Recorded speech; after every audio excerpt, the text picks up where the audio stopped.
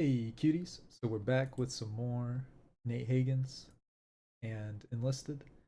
We're gonna be doing the same video, TGS 177. If it drives inequitable I think I had posted a okay. distribution of wealth, it's still only going.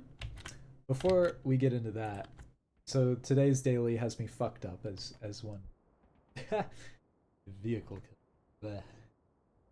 So we're gonna just try to focus on that. I'll probably just play Holiday. Alright.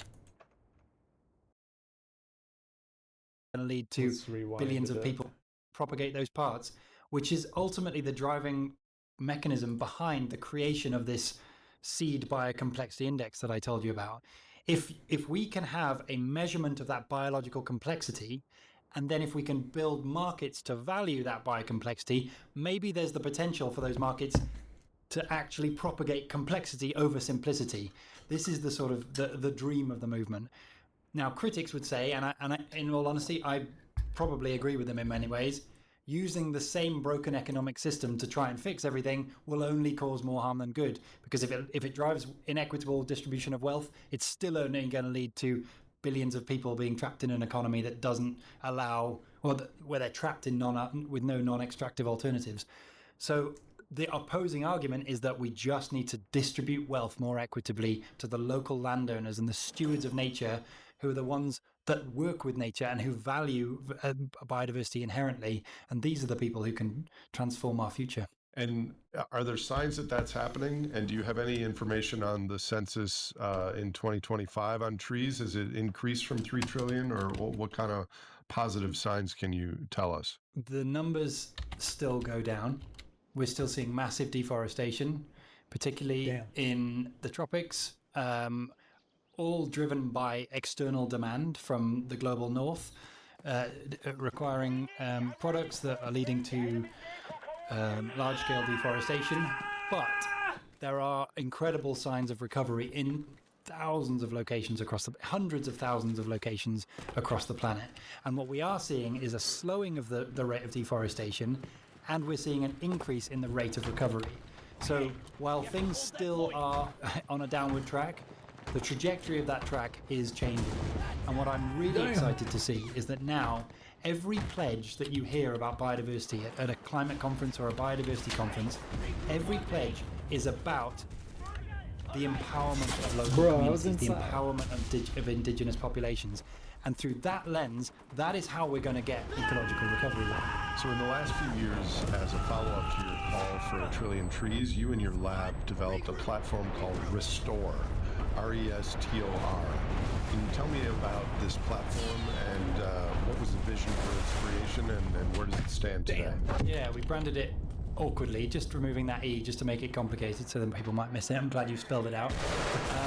Restore it was born out of this unbelievable momentum in 2019. We had farmers and communities and indigenous populations literally emailing us, flooding us with emails asking for information about biodiversity, so information about the ecology of their system so they can restore it. And obviously we can't answer one by one, so we built this system to just share the world's ecological data with those people. But the emergent property of that was so much more valuable than the data that we were sharing, because what happened is hundreds of thousands of farmers and indigenous communities and local populations started delineating their areas, just drawing around their gardens, drawing around their farms, drawing around their regions of interest. And in the process, what actually formed is this incredible social media network. Hundreds of thousands of people showing exactly where they're doing conservation or restoration. And that formed the basis of a marketplace. So right now, today, Restore is sort of like Google Maps, but instead of seeing hairdressers and shops, you see conservation projects, restoration projects, regenerative farms. And it's a place where you can go to source things. If you want to buy sustainable coffee and see the individual trees where that coffee comes from, or if you want to buy honey, or if you want to find an ecotourism holiday that's incredibly beautiful somewhere else in the world, and you can directly contact those people and engage. You can donate to them, you can buy their products, you can support them you can go and volunteer. You can now, the environmental movement is just at your fingertips. It's for all those people out there who grew up being like, I wish I could just be involved in the movement.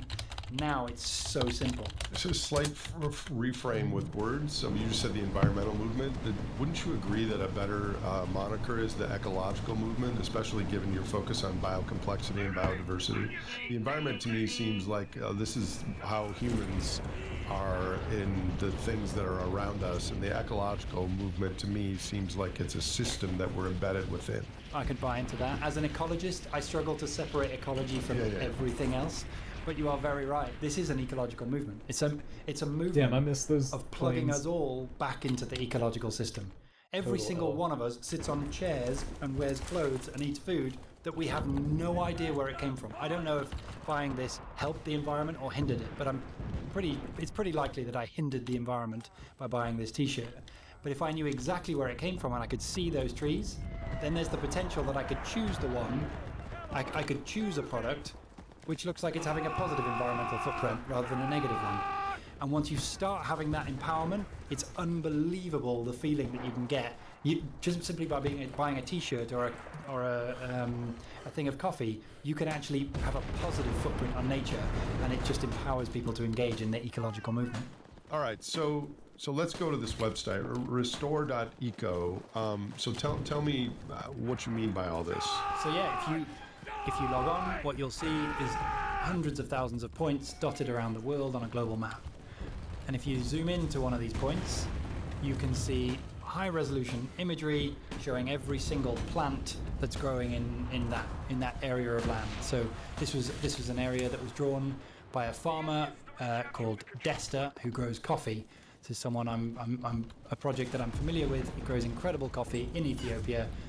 And what Desta gains for free, having drawn around his area, is he gets free ecological data, the information that we've calculated about the species that grow there, the amphibians and birds that might be able to live there, the carbon that's in the soil and the vegetation, the water dynamics, and all sorts of ecological insights.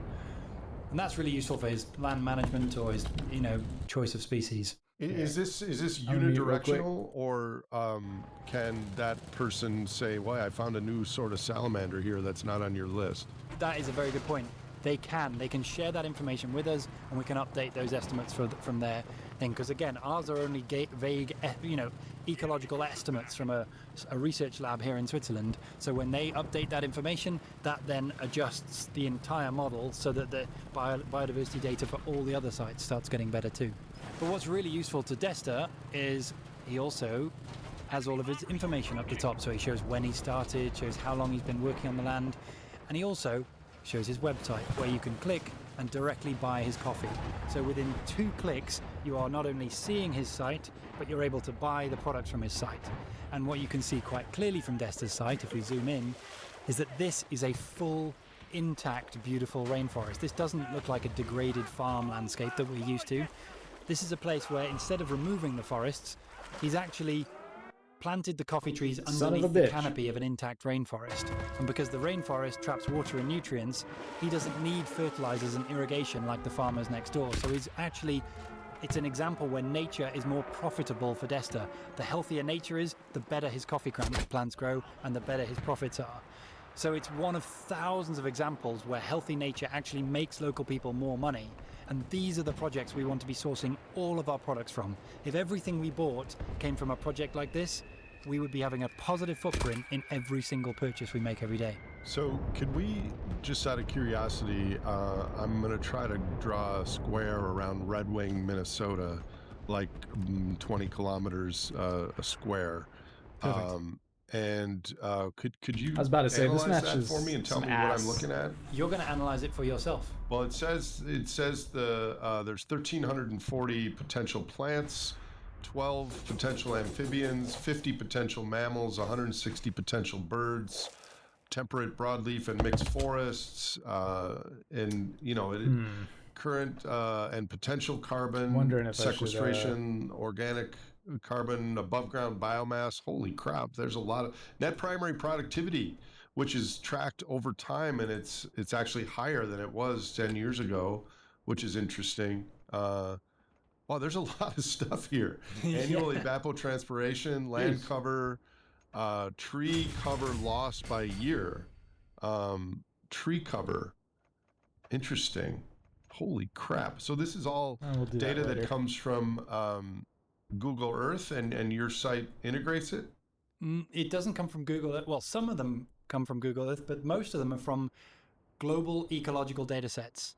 Global data sets that are published by academics around the world. So you see next to each one of the points, there's a little I button. If you click on that, you'll see where the source of data is, and you can read the paper and you can understand where it came So from. here, global human modification 0.51. How does that rate?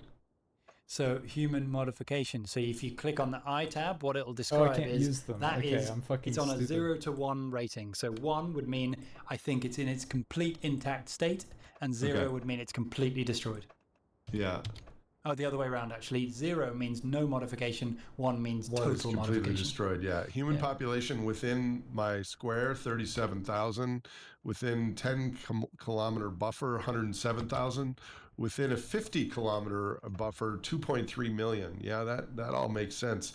Wow, this is cool. So anyone can look at any place in the world where they live or where they're interested in and draw this up. Yeah, exactly. You can go learn how big your garden is, learn how many species are in there, learn what the potential species are, and you can figure out how to manage the system in a cooler way. Or you can just go and find products to buy and engage in the movement that way. It's just sort of an entryway into the environmental space. So what are your, are there some particularly inspiring stories from your work on Restore, other than, you mentioned the coffee place? What other things have you discovered? So what the overarching theme is, it is absolutely staggering to see how many hundreds of thousands of people are actually making more money because nature's thriving. When nature makes you more money, you cannot stop it from growing across landscapes. Desta is an example where nature was making him more profitable, and that meant all the other farmers in the nearby landscape started doing the same thing, allowing trees to recover on their farms so that they have more profitable coffee. One of my favorite examples, though, is in Costa Rica. Costa Rica is a sort of flagship example for the environmental world, because the government around 30 years ago initiated their Payment for Ecosystem Service program. It's like many of the countries in Central America, they were having huge deforestation rates, and instead of allowing that to continue, the government distributed wealth to local farmers. They said, if you can protect the nature that we all depend on, we will give you money to compensate you for the financial losses. And there's been a big question mark over whether these things work or fail. But what's staggering is Costa Rica, the government agreed to share every single one of those sites with Restore. So if you go to Restore into Costa Rica, you'll see thousands and thousands of these little shapes around individual smallholder farmers. And that meant we were able to measure the biodiversity in those shapes. And we actually had a PhD student go out with a sound recording device, sticking it to trees across Costa Rica. And the incredible thing he found is that across these sites, this distribution of wealth actually restored the soundscape of the ecological system to about 86% of its natural recovery. Damn. So if you imagine that 30 years ago, all of these sites would have been degraded pastures or the places where forests had been removed for grazing. And if you compare the soundscape of the Payment for Ecosystem Service sites, you'll see that 86% of the intact soundscape of the rainforest had returned in those 30 years. And the amazing thing about that story is it corresponded with direct economic growth for the entire country. For anyone who ever goes to Costa Rica, it's crystal clear that nature is a fundamental part of their cultural identity. Every business seems to be promoting biodiversity. Every smoothie shop seems to be nature positive. The ecotourism industry is absolutely booming because people go there because of their love of nature. And that improvement in biodiversity has led to a massive improvement in the economic situation for Costa Rica. And it's a perfect example of how nature can become the economic choice at a national scale. If we can just have other governments doing the same thing, who knows what might happen. So this is an example of like a dead whale is worth $1 million and a live whale is worth nothing. So it's a way to put our values into our economic choices. Ooh, right next to but if we somehow have economic growth and we get more dollars or whatever the currency is in Costa Rica, then we spend it on refrigerators and air conditioners and other things. So there still is an environmental impact if we grow. Yes? Actually, so there's something the model that you've just described is called the environmental Kuznets curve. It's this assumption that as people get more money and get more developed, we'll buy more stuff up to a certain point, and then we're rich enough, and then we stop, and then that falls. Recent evidence has suggested that actually that Kuznets curve is completely wrong. The biggest driver of degradation on the planet is inequality. We've got a small number of people with massive environmental footprints, and then billions of people, the people who live in direct association with nature, they are trapped with no non-extractive alternative. They are forced to live in an economy where they have to plant eucalyptus trees outside so that they can get paper, because the only economy will fund them for that. Those are the people for whom, if nature can be the economic preference, if there can be an economic alternative with healthy nature, these are the people who know best how to find the regenerative options and the sustainable options whereby nature always thrives. There is no single location on the planet where a degraded ecosystem is more valuable to the local people than a recovering one. We just need to balance that inequity and find and lift these people out of poverty, and they have the power to find the regenerative solutions. Now, the curve gets complicated after that, but at the beginning, at the poorest ends of our economy, these are the people that need to be lifted out of poverty so that nature can do better. Well, in a broader context as well, we're headed into what I call the bottlenecks of the 21st century. And there's the macro biophysical scale of how big can our global economy be.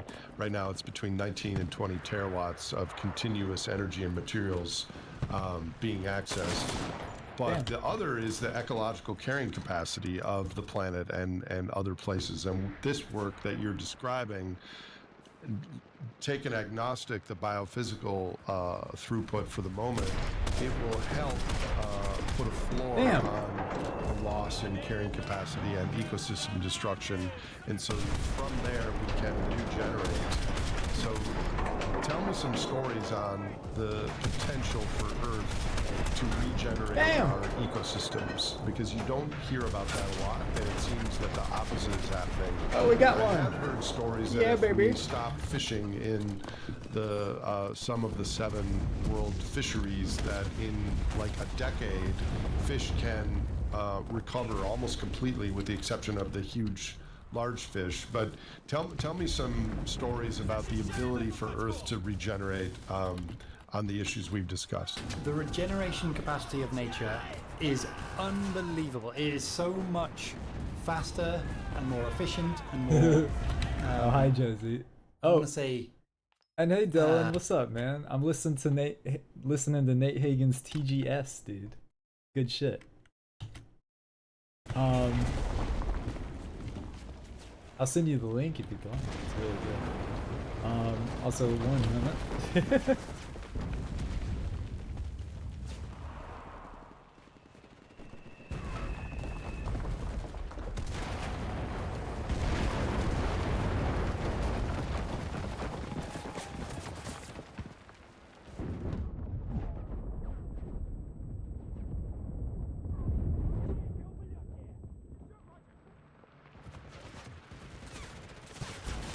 Okay.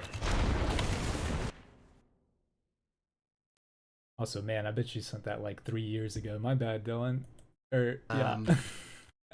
Inspiring than I think most of us understand. You know, there's examples like Chernobyl. You know, after the Chernobyl disaster, people moved away. Within a decade, nature's already recovering. Within a couple of decades, we're already seeing large predators moving through the landscape. Wolves are coming back. You see the natural ecological balance falling back into place as soon as humans stop degrading the ecosystem. These are things that happen unbelievably quickly after these kinds of disasters. Right, but are they only because of disasters? No, there's plenty of other examples too. So there's one of my favorite examples is in I think it's the Ibera wetland in Argentina. where they simply the reintroduction of jaguars into a system was built to regulate capybara population. So there's massive numbers of capybaras grazing all the grassland, grazing all the vegetation. Reintroduction of those predators almost immediately rebalanced the system into one where wetlands could recover, thousands of species of birds could exist, the entire system recovers. You'll see so often with ecological systems, you just make one little tweak, you just recover the top predators, or you remove the grazing pressure, and the system will recover. Another example is Yellowstone National Park, the reintroduction of wolves, and how quickly the entire landscape completely transforms. And obviously my favourite stories always involve the people too. When local people are economically empowered by nature, that's when it'll recover so much better. There's this incredible movement called the FMNR movement. It's farmer-mediated natural regeneration across a range of countries in sub-Saharan Africa. And it's incredible. These are places where desertification is a huge environmental pressure, but also increasingly degradative farming systems have led to a complete destruction of the soil. So farmers are having to move away, they're having to move out of the countryside, they're having to move towards cities, and it's contributing to other socioeconomic problems all over the continent. These are places where simply the management of local trees can actually improve the fertility of soils, and farmers are able to then stay and make more sustainable livelihoods across thousands of hectares of land, stopping the desertification and increasing food production at the same time as improving biodiversity across the landscape. So when people are economically empowered by the recovery of nature, that's when it just spreads like wildfire and you can't stop it. Well, let me put you on the spot here, Tom. I've had many population ecologists on the show, and many people are quite confident that we are not yet in, but on the verge of a sixth mass extinction. Do you think that's the case? And if so, is it still avoidable if we come to our senses and do some of the things that you've been suggesting? I think it's a fact that we're on the verge of a sixth mass extinction. I think we are causing a loss of biodiversity at a rate that is almost unprecedented for a biological transfer. You know, we're a single species causing this loss. It's unprecedented, and it's difficult to imagine the world that will result if we continue on this trajectory. That said, I do not believe that we're continuing on this trajectory.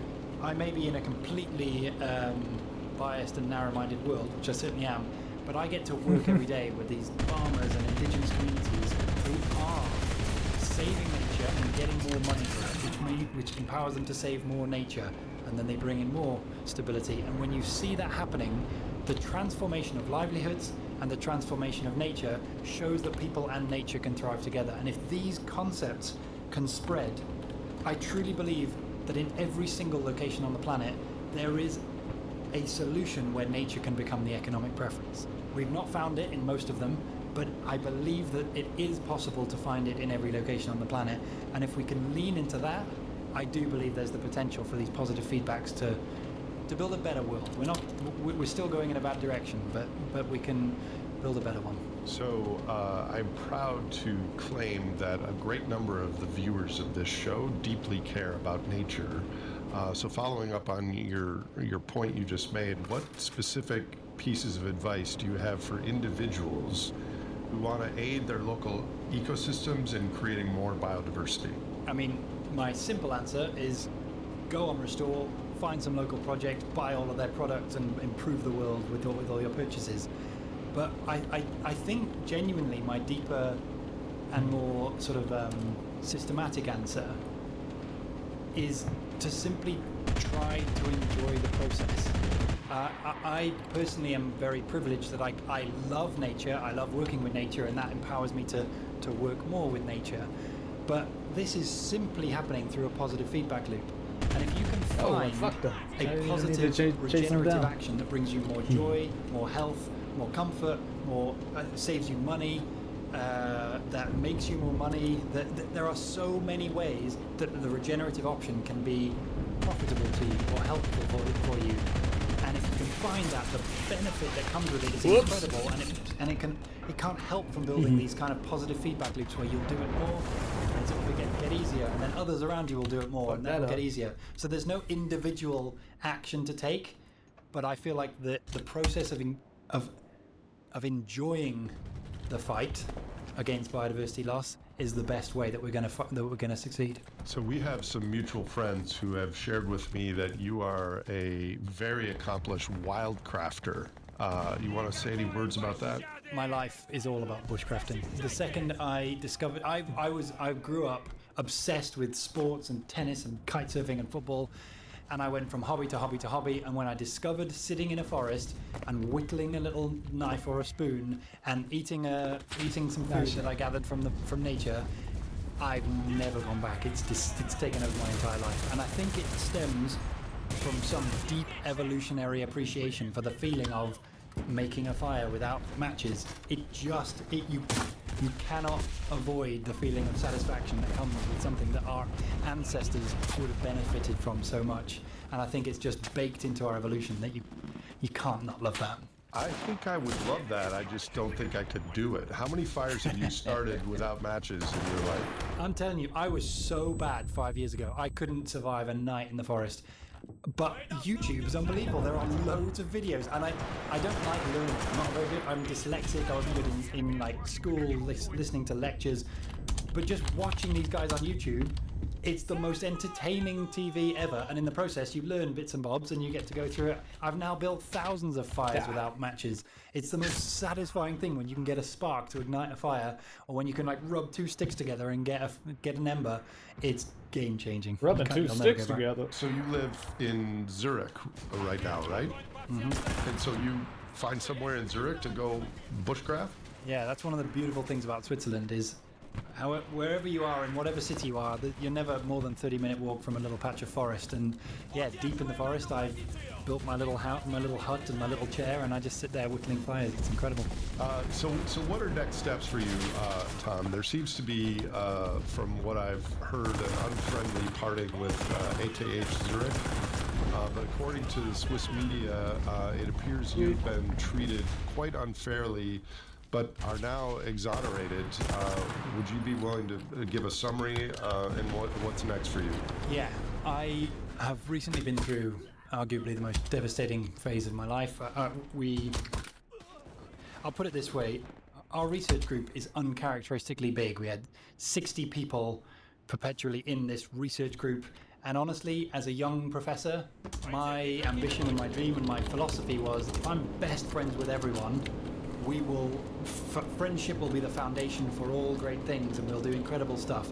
And in all honesty, in most ways, that was exactly true. I think these close friendships and socializing built incredible foundation for research. But unfortunately, as I've grown older, I've come to realize that also causes complications when it comes to authorship positions or salary renewals. Really close friendships can cause complications. And unfortunately, towards the end of my time at ETH, a small group of people raised a number of issues and accusations about my leadership. Fortunately, the media has sort of cleared a lot of that up, but it led to a very difficult sort of phase, and we've agreed to part ways between myself and the university. So the Crowd Lab will be moving on to our next destination that I'll be announcing sometime soon. And what do you really want to do next 5 to 10 years? Where the fuck did he go? I want to get fundamental biodiversity information into our economic systems and into our political systems. Oh, I tabbed out while I was people are making moving. decisions about nature without any information about the fundamentals that underpin it. So if we can get that biological, biocomplexity information into everyone's score sheets and into everyone's term sheets and into everyone's recording of the state of the planet, then we'll have decisions that are built around the protection of this incredible stuff that we all depend on. Hear, hear. I'm all for that. If you have some additional few minutes, I have some questions that I ask all of my guests. You and I, in our brief interactions, have largely talked about ecology and biodiversity, but you're clearly aware of what some call the human predicament or the meta-crisis. What specific recommendations do you have for people being alive during these times, being aware of all the things that we face? Now, my answer might be, to some people, it's going to be vague and unspecific. To others, I think it might be a mindset shift. There are no individual actions that I would pull out above any other. Every single action we make every day, every single purchase we make every day has a footprint on the world, which means every action we take has the potential to have a positive footprint. I think the real challenge that we have to get our heads around is how to enjoy the process. Somehow, climate action and biodiversity action needs to stop being a chore. It needs to be an opportunity. The anxiety is completely natural, but it only drives inaction. But if we can wake up in the morning and feel thrilled to buy that vegetarian burger instead of the meat burger, or excited to buy our coffee from Desta's coffee farm rather than Starbucks, we're going to build a feedback loop of positivity that will drive more and more positive action. And how do you, as a professor that you teach, in addition to your research, you obviously have had students over the years. What sort of advice do you give to young humans, 18 to 25, who are learning about all the hurdles that we face? So, what I try to get across is the environmental crisis that we're facing is not a result of bad people making intentionally bad decisions. I truly believe this. I do believe on the planet that every single person is making the best decisions they can given the context of understanding that they have. The problem that we're facing is an economic system that undervalues nature, that undervalues the system that we depend on. All right. I'm very excited to hear how this guy wraps this up, but we will save that another time. Thanks for checking this out. That's gonna be it for now. We made some pretty good progress. So yeah, call it. Adios.